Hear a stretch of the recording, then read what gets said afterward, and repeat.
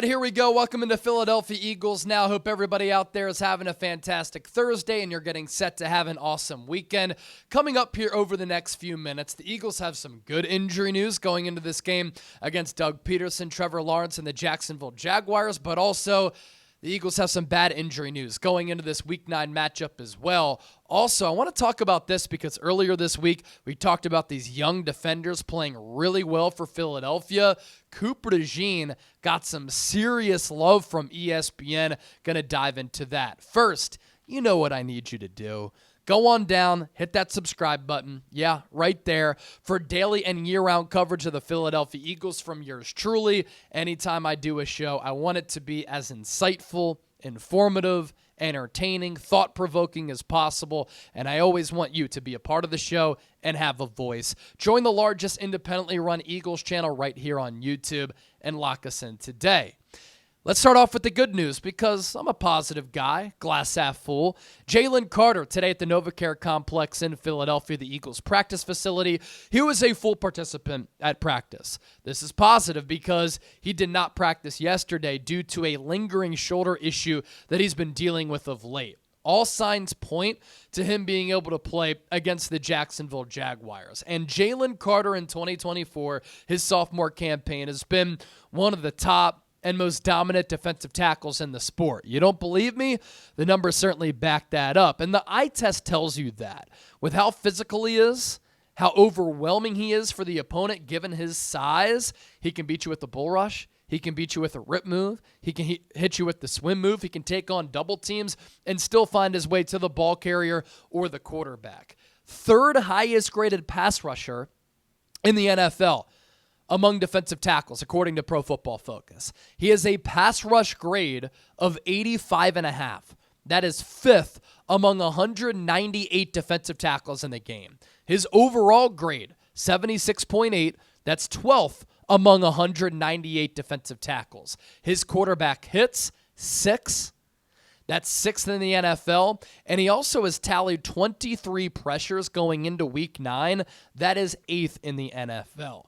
A key cog for this Eagles defense along this Eagles defensive line, a game changer and a game wrecker, and hopefully his ascent will continue because he's among one of the top young defenders in the NFL. If he can stay engaged and he can stay on the straight and narrow path, the future is so bright for number 98 in the midnight green. More good news. Right guard Mekhi Becton, full participant for the second consecutive day. He missed that Bengals game after suffering a concussion the previous week against the New York Giants.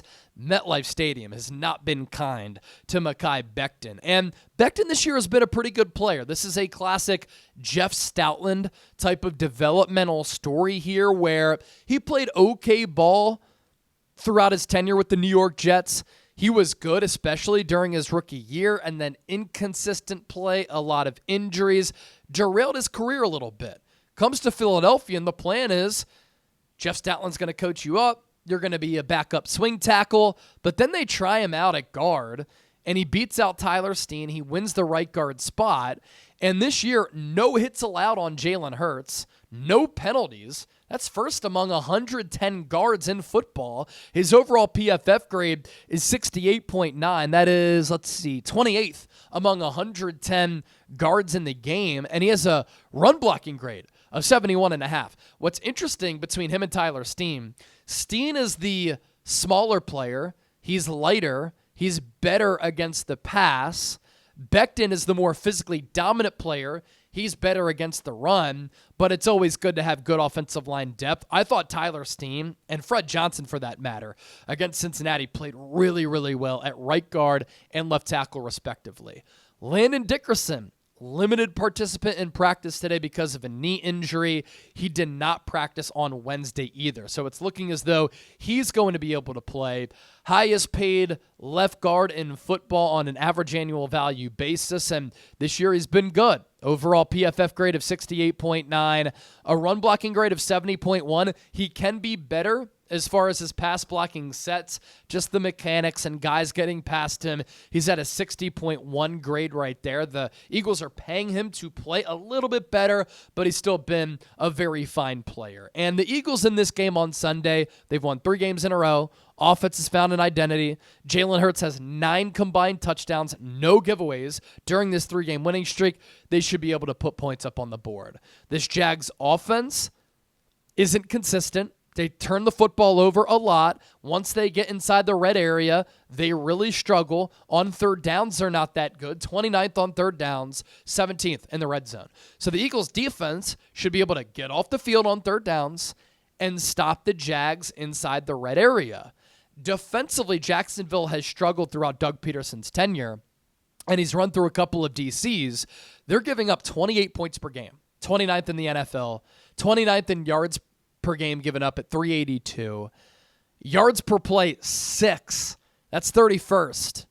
Third downs, 25th, and in the red zone, they're allowing opponents to score touchdowns at nearly a 69% clip. That's 28th. And so Philadelphia should be able to continue what has been a very complementary type of team and offense in running it and throwing it against Jacksonville. The bad news for Philadelphia, Darius Slay looks like he's not going to be able to play in this game. A few weeks ago, it was the knee. Now it's the groin. He suffered that injury against Cincinnati. And so if he can't play, expect Isaiah Rodgers and Keely Ringo to get a lot of the snaps at outside corner opposite of Quinyon Mitchell. Isaiah Rodgers, good player. It's just that the Eagles are pretty deep at that corner spot. If he continues to play really well, there's going to be no rush for Darius Slay to come back. Do the Eagles have a decision to be made? Whether to go with Isaiah Rodgers full-time. We'll see with more of a sample size here. I'm excited to see how he fares. Brian Thomas, really good wide receiver. He does travel a little bit, and we'll see him matched up against Rodgers and Quinyon Mitchell. But Isaiah Rodgers, just an excellent interception and play against Jamar Chase last week to force that interception. So it's looking like he's not going to play. And then Dallas Goedert didn't practice once again. Jeff McClain had reported at the time that it was expected that he was going to miss a few weeks. Hamstring not getting any better, or at least to the point where he can't play in this game. That's fine, because Grant Calcaterra has really performed well as a pass catcher at backup tight end. I'm starting to get pretty intrigued by his development. You know who I'm intrigued by?